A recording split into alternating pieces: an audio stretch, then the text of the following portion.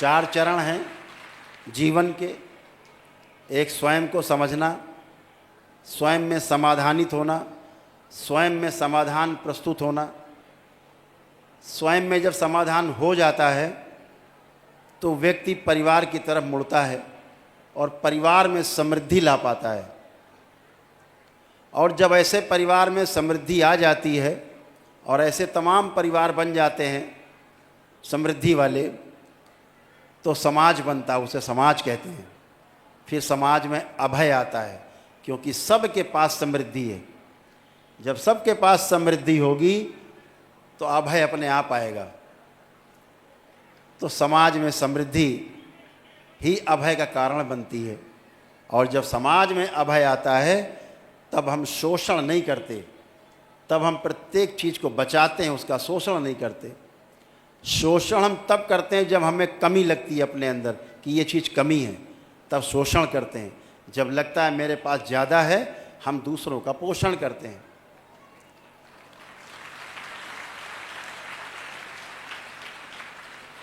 शंकराचार्य जी ने गृहस्थ जीवन को नहीं जाना था। जब वो शास्त्रार्थ करने निकले पूरे देश में भ्रमण के लिए, हिंदू संस्कृति का परचम लहराने के लिए, सनातन धर्म से लोगों का परिचय कराने के लिए, फैलाने के लिए, तो उनका सामना एक महाविद्वान ब्राह्मण से, मंडन मिश्र से हुआ। मंडन मिश्र से जब शास्त्रार्थ हुआ, वो हार गए। तो उनकी धर्म पत्नी ने कहा, नहीं अभी नहीं हारे, ये तो अर्धांग है हमारा, हम अर्धांगिनी हैं, अभी आधा शरीर तो हारा ही नहीं है, अभी मुझसे शास्त्रार्थ करो। तो शंकराचार्य जी, आदि गुरु शंकराचार्य जी थे, उन्होंने कहा हम तैयार हैं। तो उन्होंने गृहस्थी से संबंधित सारे प्रश्न किए, पति पत्नी के संबंधों के बारे में तमाम प्रश्न किए। अब उनको तो बेचारों को पता ही नहीं था, वो तो बहुत छोटे में सन्यासी हो गए थे, तो हारते बचे। तो उन्होंने कहा 1 महीने का समय चाहिए। इसके बाद वो वहाँ से गए, उन्होंने शरीर छोड़ा और एक राजा के शरीर में, जिसकी मृत्यु हो गई थी, उसमें प्रवेश करके, परकाया प्रवेश करके, राजा के शरीर को जिंदा करके स्वयं उस शरीर में रह करके उन्होंने सारे राजसी सुख भोगे और गृहस्थ जीवन को पूरी तरह से समझा। फिर आकर के लौटे और उनकी धर्म पत्नी को, मंडन मिश्र जी थे, उनकी धर्म पत्नी को आकर के सारे सही सही जवाब दिए, तब वो जीत पाए।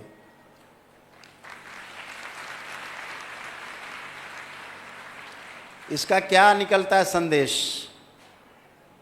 कि गृहस्थ धर्म सर्वोपरि है।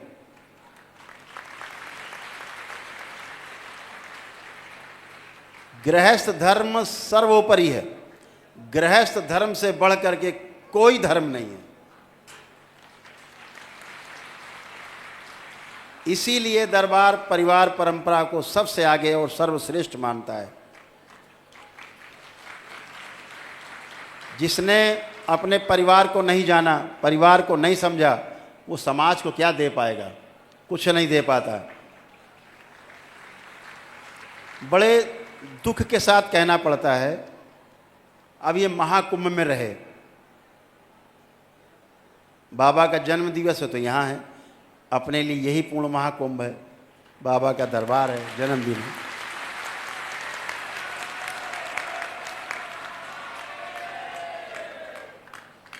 मैंने वो चीज़ देखी जिसका वर्णन करना बहुत ज़रूरी है, आपको समझना बहुत ज़रूरी है। धर्म के सर्वश्रेष्ठ गुरु माने जाने वाले लोग जाति पाति के बंधन में ऐसे बंधे हुए हैं कि छोटा सा गांव का आदमी नहीं बंधा हुआ, इतना बंध गए हैं। उनके मुक्ति में सबसे बड़ी बाधा है। और इस मन से मैं कहना चाहूँगा, कभी मुक्ति नहीं होगी, ध्यान रखो। जो जाति पाति सीमा देश के बंधन में बंधता है वो कभी आगे नहीं जा सकता। आप बंधन अपना स्वयं बांध लेते हैं। बहुत बड़ी समस्या है। अच्छा, आप गृहस्थ हैं, अरे राम राम राम, फिर तो आपसे बात करना उचित नहीं है। आप गृहस्थ हैं। अरे उन्हीं गृहस्थों की जूठन खाते हो तुम सब साधु संत, उन्हीं की जूठन खाते हो, हमारी जूठन खाते हो तुम, और उन्हें ही सबसे नीच बताते हो। तुम्हें शर्म आनी चाहिए। ऐसे साधु संतों को शर्म आनी चाहिए जो गृहस्थों की जूठन खा के उनके बल पे जिंदा हैं और उनको नीच बताते हैं। राम हो, कृष्ण हो, बुद्ध हो, महावीर हो, जितने महापुरुष हो, शिव हो, विष्णु हो, महे कोई हो, ब्रह्मा हो, सब परिवार परंपरा का पालन करते हैं। उनकी पूजन करते हो जो गृहस्थ धर्म का पालन करते हैं, और गृहस्थों को नीच समझते हो। तुमसे बड़ा नीच कोई भी नहीं है। नीचता की हद है। तुम सब गुरु नहीं, गुरु घंटा लो।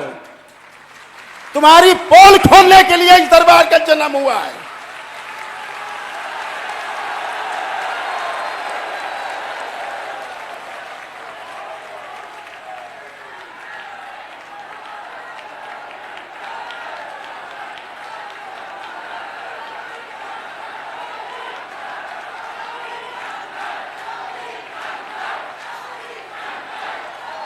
ऐसे नीच धर्मात्मा अपने आप को धर्मात्मा कहते हैं। किसी पद पर बैठ जाने से आप धर्मात्मा नहीं हो जाते। अपने कर्मों से, अपने आचरण से धर्मात्मा बनते हो, बातों से नहीं।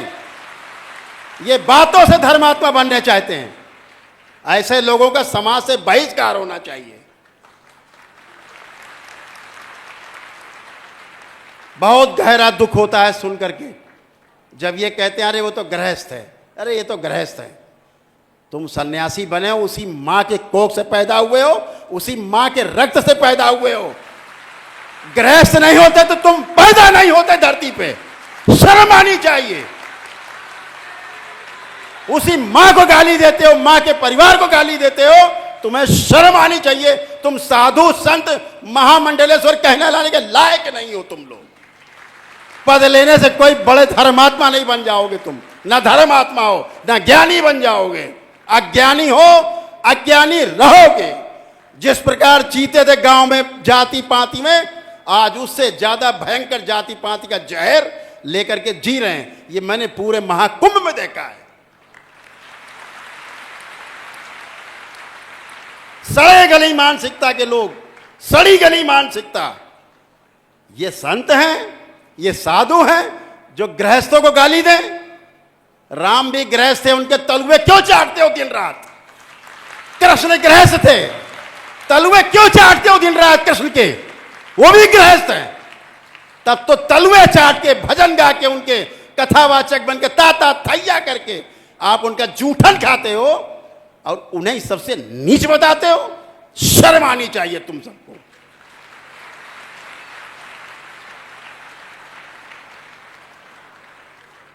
ध्यान रखो, हिंदू समाज अब प्रमाण चाहता है। बातों से बात नहीं बनेगी।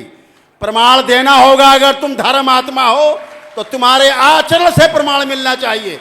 अगर तुम मानव को मानव नहीं समझते, जाति पाति में, गोरे काले में बांटते हो, छोटे बड़े अमीर गरीब में बांटते हो, सन्यासी और गृहस्थ बांटते हो, तो तुमसे बड़ा कोई नीच और अज्ञानी कोई हो नहीं सकता।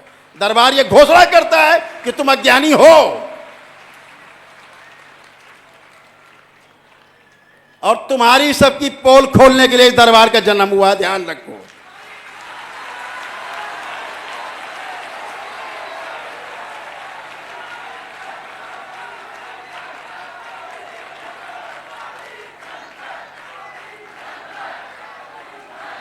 इस संसार को, भारत को, पूरे विश्व को अगर किसी ने दिशा दी है तो गृहस्थ लोगों ने दी है।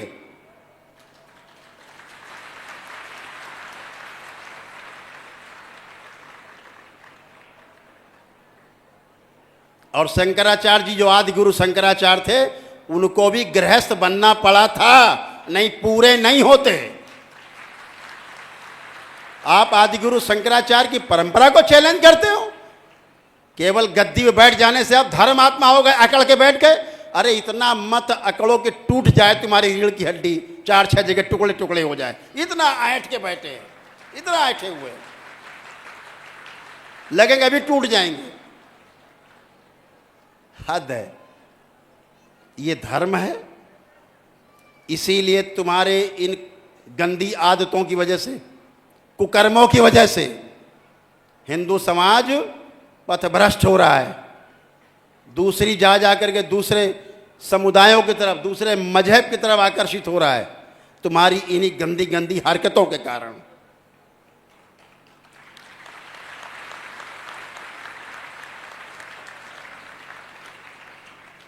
तुम में इतनी ताकत होती तो महाकुंभ में इतनी बड़ी घटना हुई, इतने सब इकट्ठे हो, कभी रोक के दिखा देते कि घटना ना होती। तो तुम्हारी ताकत को हम जानते हैं, तुम्हारी हैसियत जानते हैं। शर्म आनी चाहिए। तुम्हारी नाक के नीचे लोग कुचल के मर गए। धर्मात्मा कहते हो अपने आप को, बड़ा ज्ञानी और बड़े सिद्ध मानते हो अपने आप को। कुछ भी नहीं हो, सब टोटल नकली, सब नकली।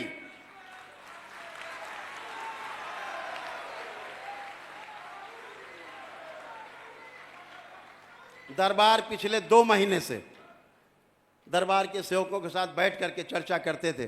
दरबार देखता था कुछ हादसा होगा, बड़ा हादसा होगा। ये हम लोग चर्चा करते थे कि बड़ा हादसा जरूर होगा, लेकिन हादसे रोके जा सकते हैं। हादसों को रोकने में कोई दिक्कत नहीं है। कोई भी हादसा रोका जा सकता है। अगर उसके लिए पहल की जाए तो सब रोका जा सकता है, सब कुछ रुक सकता है। लेकिन हम लोग वहाँ से आए यहाँ 27 तारीख को, और 29 की रात में वह हादसा हुआ वहाँ बड़ा। वहाँ से हम लोग आ नहीं रहे थे। दरबार के लोग वहाँ रो रहे थे आने में वापस, कि नहीं जाएंगे, यहीं रुकेंगे। भी असुरपूरित थे। माताओं के आंख में आंसू थे कि नहीं जाएंगे वापस। हमने कहा नहीं, चलना है, क्योंकि बाबा का जन्मोत्सव है, और मना करके वापस आए। नहीं पता था इतनी बड़ी घटना हो जाएगी, नहीं तो माँ को हम लेके नहीं आते, वहीं रुकते।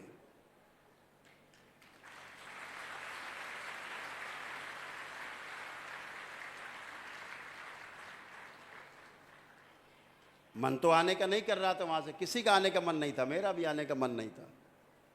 अनमने मन से हम लोग महाकुंभ से यहाँ आए थे। ये लगता था यहाँ रहना बहुत जरूरी है, यहाँ रहना बहुत जरूरी है। लेकिन जो भोलेनाथ को मंजूर, माँ को मंजूर होता वही है। लेकिन इन्हें अगर कोई चैलेंज करे, इनके पास जवाब नहीं है। लोग हज करने जाते हैं, कभी आप एक कैजुअलिटी नहीं सुनते होंगे। बहुत भारी भीड़ रहती है, सारा मैनेजमेंट है। अपनी भी जिम्मेदारी बनती है कि जो व्यवस्था बनाई गई उसका हम पालन करें। कुछ हजार लोग करोड़ों लोगों को नहीं संभाल सकते।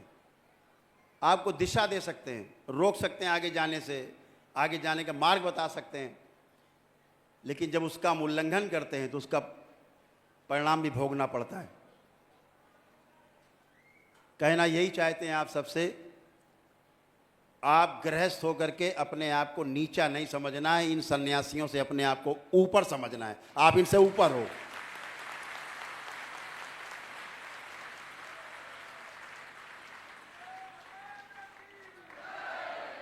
कम से कम आप भिक्षा तो नहीं मांग रहे हो किसी के लिए।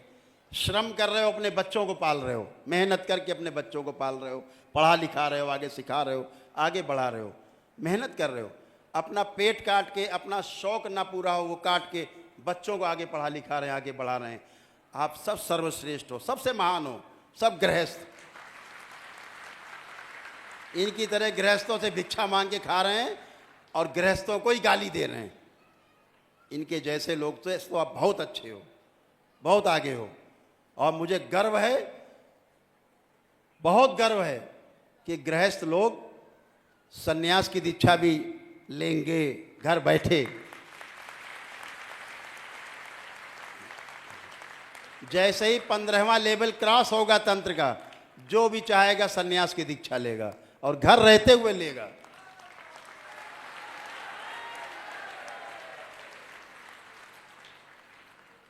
अभी मंत्र दीक्षा होती है, तंत्र दीक्षा होती है।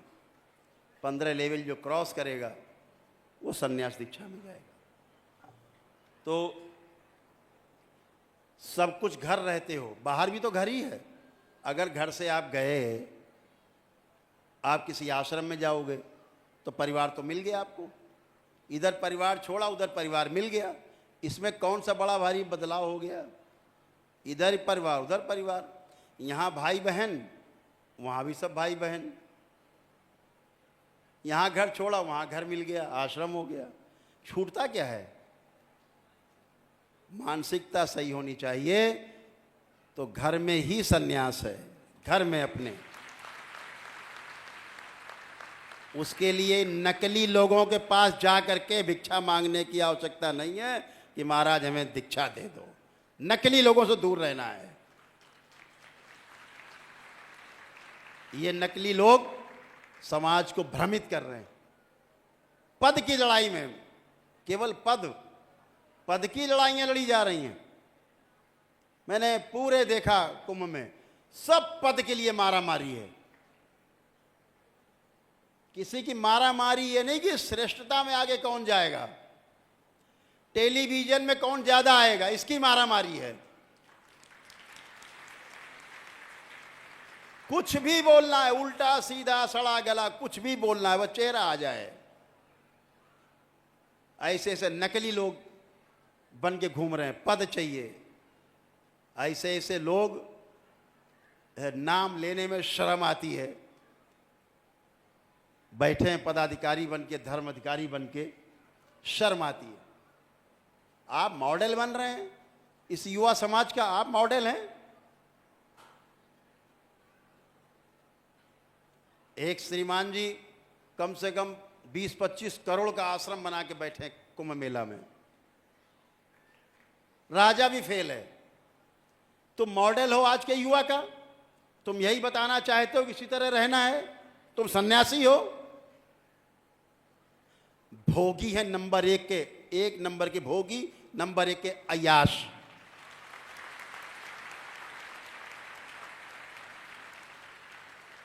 अपने जीवन काल में परिवार में खाने के लाले थे, देखा तो पागल हो गए, सोना चांदी लाद के घूम रहे हैं, सोने चांदी के महल बनाने में लगे हैं। ये भूखे नंगे लोग ये हमारे गुरु बनेंगे, हमारे नौकर कहलाने के लायक नहीं है।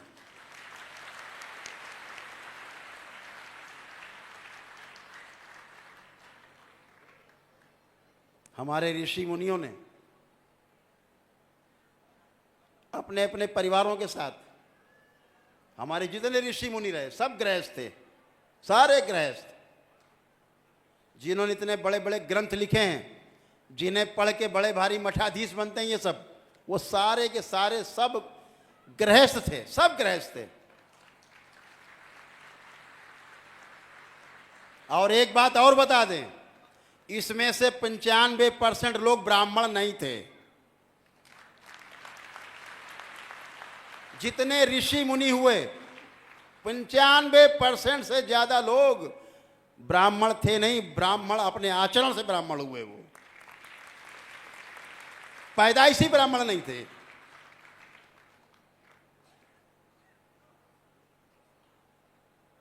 ब्राह्मण मां के पेट से पैदा नहीं होता, पंडित मां के पेट से पैदा नहीं होता, क्षत्रिय मां के पेट से पैदा नहीं होता, शूद्र या वैश्य अपने मां के पेट से पैदा नहीं होता बन के। यहां आकर के जो आचरण करता है, उस आचरण के कारण उसको ये पदवी मिलती है, समाज देता है।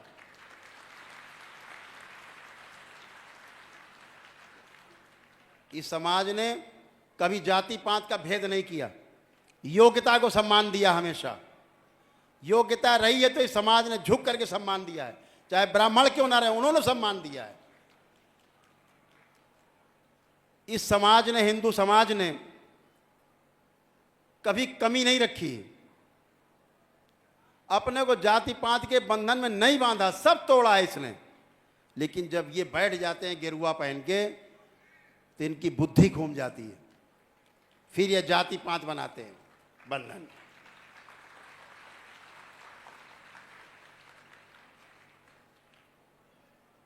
इस तरह के लोग बैठे समाज में,